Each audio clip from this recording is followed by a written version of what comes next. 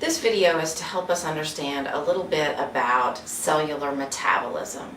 And a lot of times students are maybe intimidated by cellular metabolism, but we're going to set the stage and build up to what happens when nutrients get into the cells. Why do we eat the foods that we eat? Well, there are many reasons why we choose different foods. The main reason that we eat is to provide ourselves with energy, which in the human body is in the form of ATP. Now, you've already learned that there are certain nutrients that can provide us with energy. Those are carbohydrates, fats, and proteins. To get energy from any of those nutrients, we first have to digest them.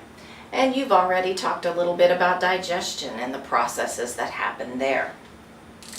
For example, when we eat carbohydrates, those digestive processes will lead us to glucose.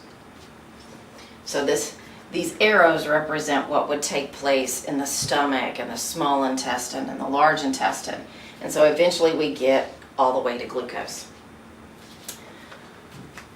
When you eat fats, those digestive processes will result in fatty acids and glycerol. Okay? And again, these arrows are going to represent the stomach and the small intestine and all of those things. When we eat proteins, digestion will lead us to amino acids.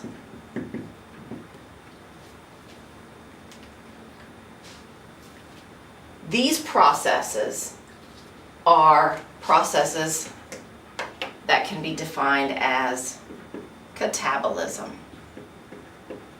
They are breaking down reactions. We're breaking down a carb to get glucose. We're breaking down a fat to get fatty acids. We're breaking down a protein to get amino acids. So catabolism is just another way to say breaking down. So digestive processes can be described as catabolism. So what do we do with the glucose and the fatty acids and glycerol and the amino acids once we get them broken down? We are going to use them to build new things in our body. And those processes are anabolic processes. Anabolic or anabolism is a building type of reaction. If you take all of these combined, the breaking down and the building, all of those reactions together are called metabolism. A couple of other terms that you might hear. Catabolism might also be referred to as hydrolysis reactions. Anabolism might be referred to as dehydration synthesis reaction. So we've outlined what's going on with catabolism, but we really didn't say a whole lot about what's going on with anabolism. So what are these anabolic reactions where we're building something new? Well, carbohydrates go through catabolism to give us glucose. What do we do with that glucose in our body? Well, I think most of us, by this stage in our class, we understand that that glucose is used to make ATP. Fats get broken down into fatty acids and glycerol, and that fat is used for many different things. It can be used to make ATP. It can be also stored. The proteins get broken down into amino acids. That's the catabolic side of the equation. But when we get those amino acids, what do we do with them? Well, we use them to build new body proteins. In the second half of our video, we're going to detail how do we get from glucose to ATP, and how do we accomplish these anabolic processes in detail.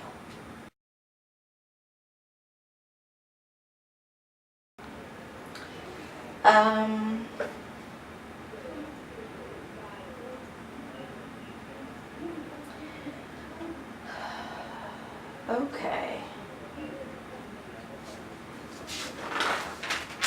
So, this one may end up being a little bit longer, but I guess it doesn't matter. I mean, this is just our Right. figure it out. Yeah.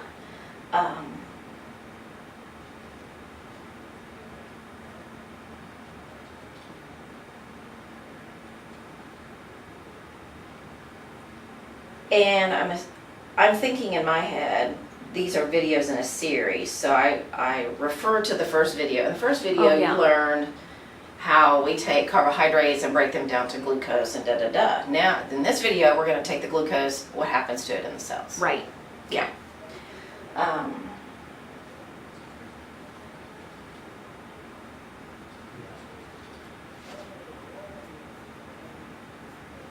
Okay, glycolysis, glucose comes in, where's it going to come from? All right. Then, this one might be a little messier, but that's okay, you'll make it pretty. I'll make it beautiful. Yes, I like pretty, I like pretty. Okay.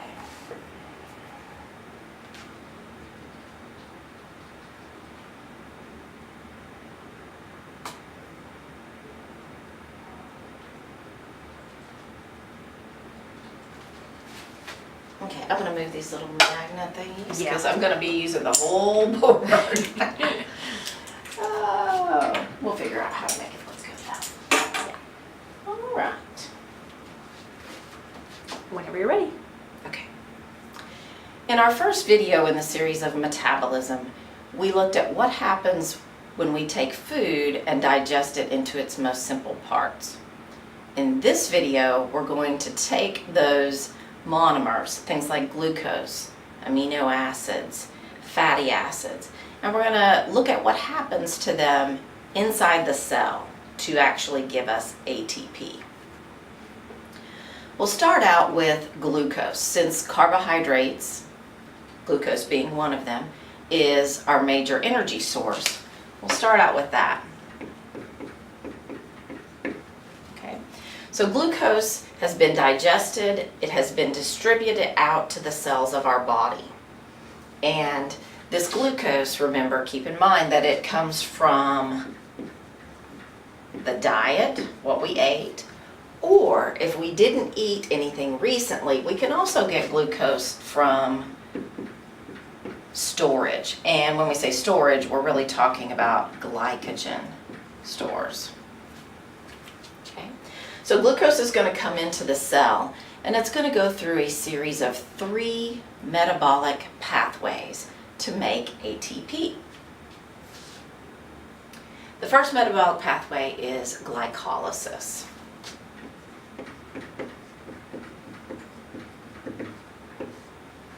Glycolysis happens in the cytoplasm of a cell. And if this is our cell, we have organelles floating around inside the cytoplasm. Glycolysis will take place out here. The other organelle that we'll be talking about in just a minute is the mitochondria. But for glycolysis, we're outside here in the cell, and we're going to start out with this glucose. And it goes through a series of reactions. There are about 10 reactions in this pathway.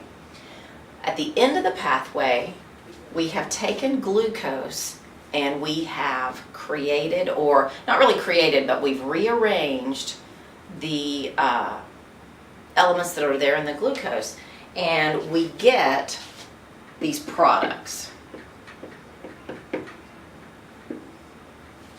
The products that we get at the end of glycolysis are 2 molecules of pyruvate,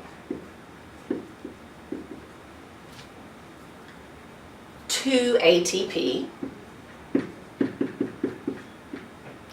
and 2 molecules of NADH. So we took glucose, this was our substrate. We went through a series of reactions and we've come up with these 3 products. What are we going to use these products for? Well, the 2 molecules of pyruvate will go into the next metabolic pathway. They will become the substrate for the next pathway. The ATP can simply be used for energy. And the NADH will be used in a subsequent metabolic pathway to make ATP. Cut it off right there. Oh.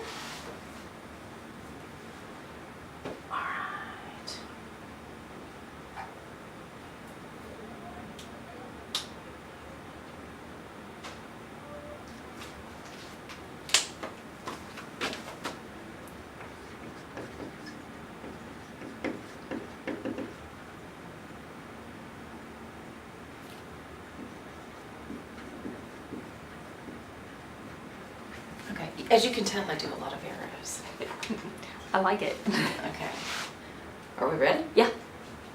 Should I say the previous video? Does it matter? Is it all going to be strung together?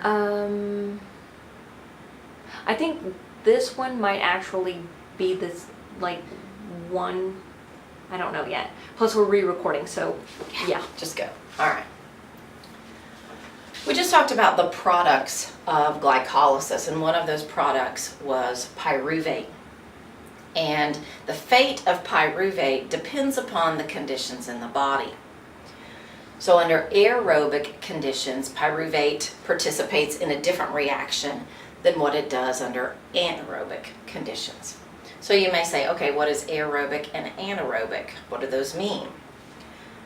Aerobic means the presence of oxygen. And the vast majority of the time, we are operating under aerobic conditions. And so under those aerobic conditions, pyruvate will go on to participate in something called an intermediate step,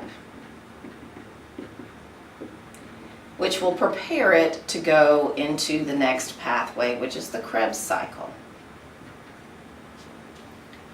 But there are occasions when we're operating under anaerobic conditions.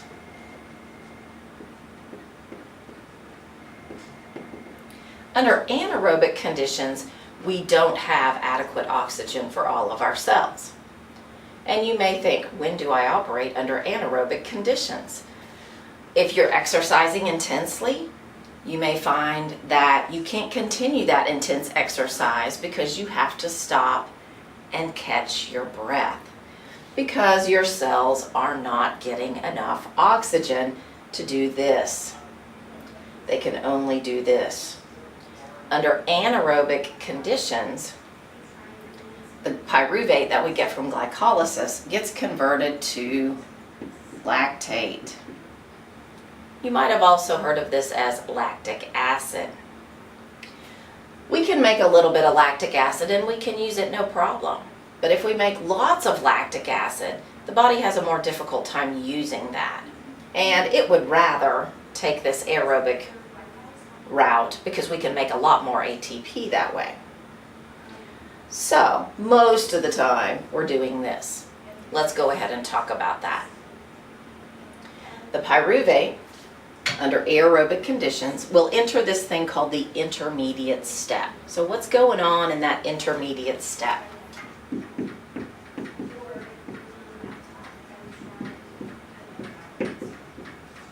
In the intermediate step, we're going to take pyruvate and we're going to convert it to a molecule called acetyl coenzyme A. But we abbreviate it, acetyl-CoA. Acetyl-CoA can then enter into the Krebs cycle. To accomplish this, we are going to do some reactions here, and we have a couple of things that get made. Okay, the pyruvate is our substrate, the acetyl-CoA is our product, but we make a couple of other things as well. And one of those other products is 2 molecules of carbon dioxide. Those are going to be exhaled, and they're gone. We're also going to make 2 molecules of NADH, And those will go into the electron transport chain where they will give us several ATP. And that's what we're trying to do, is make ATP.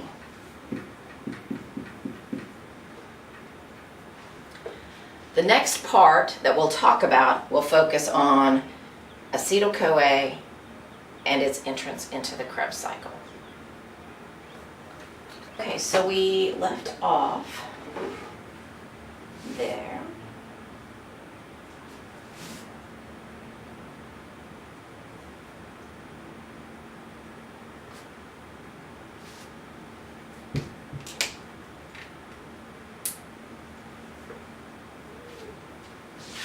Go ahead. We left off by talking about how pyruvate was converted into acetyl coenzyme A to enter into the Krebs cycle.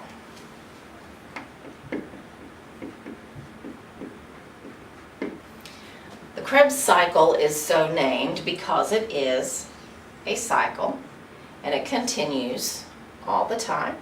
It's a series of reactions where acetyl-CoA is our substrate, and the product actually regenerates what we need to combine with acetyl-CoA to start the cycle. Along the way, we make some other products that are going to help us out with the ATP that our goal is to reach, is make ATP. So acetyl-CoA is going to enter into the Krebs cycle. It's going to go through this series of reactions, and along the way, we will make some products. We will make some carbon dioxide. Earlier, we said that anytime we make carbon dioxide, it gets exhaled. We're rid of it. We're also going to make NADH. That's going to go into the electron transport chain and create some ATP for us. Again, that's the name of the game, is making that ATP. We also do make some ATP in this process, and of course that can be used for energy right there at that moment. One last product that we make is FADH2, and we haven't run into this guy before, but FADH2 is very similar to NADH, and it's also going to go to the electron transport chain and make some ATP for us. So what happens in the electron transport chain? The electron transport chain is located in the mitochondria, as is the Krebs cycle, but they are in different places. If you will recall, mitochondria are round organelles, and they have an inside membrane with many folds called cristae. The Krebs cycle takes place inside this inner space, and it creates these products that we will use in the electron transport chain. The electron transport chain is actually a series of proteins that are embedded in this membrane. So we take the products that were created here and we use them as substrates here. Now you may be wondering, why is this membrane so folded? And if you think back to your anatomy and your idea of surface area, this gives us a lot more surface area to make ATP than if it was just a flat membrane. Okay, let's stop there. Okay. To combine with this to make the cycle go again. Okay, so can you spell it? Yeah. And is it a product of the Krebs cycle then? I guess you can call it that, but because it is a cycle, I mean, you can start anywhere you want to. Right. But we always start here, Mm-hmm. and we always end with oxaloacetate. So we Okay. could put it as a product. Okay, so it's like the cycle, like the CO2 comes off, Right. ATP comes off as energy, Yes. the FADH and the NADH get dropped off into the Yeah. foldy parts, Mm-hmm. and then what's left is the ox. That's what's created, that's the last thing that's created, and then it gets used like this. Oxaloacetate gets made here at the end, and then it combines with that, and we go again. Okay, okay, that makes sense. Is this related to acetylcholine? Or is it just similar words? It has some of the same, like acetic acid and choline is acetyl-CoA. Okay. This is, it's got some of that same stuff in it, acetic acid, but we hook it up to a coenzyme A. Okay. Okay. Yeah. Okay, so we're,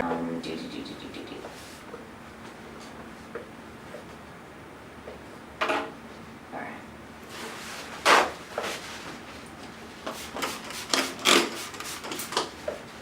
I can't imagine trying to just do this from the get-go. Just like, we're gonna film it today kind of thing. Oh, yeah, no, because I'll be able to use, I'll probably do graphics over the entire thing, Mm-hmm. starting with some illustrations, and then I can show it to you guys, and you can put some notes on it. And then we'll do another recording for sound, Okay, and yeah. But I think it'll work. okay. It's gonna be a lot of animations. I'm glad I've been working with Craig on Craig's videos. It's a lot, and that's why I think it's overwhelming. Yeah, yeah. Let me see if we can, with we wedge several. Ah, perfect. Perfect. I mean, it tilts it down a little, but at least it keeps it from flipping. Mhm. Until you're right on the bottom and then it flips the other way. It's okay. All right. So we did that, and so now we're starting with.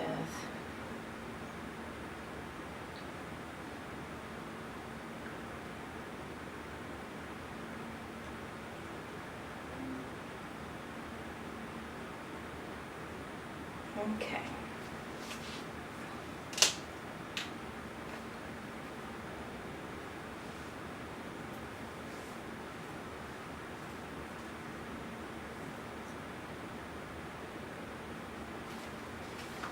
We ready? Yep.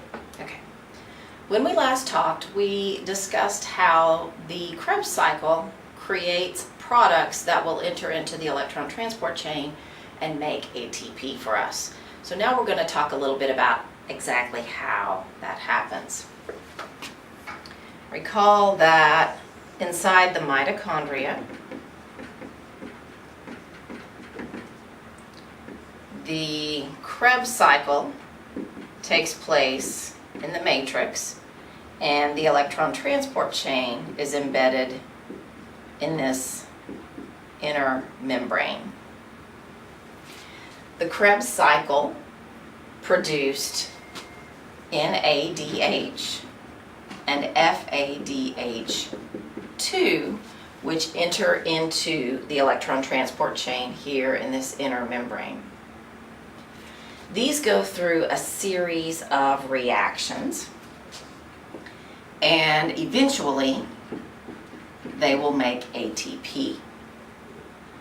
One of the critical requirements for these reactions is oxygen.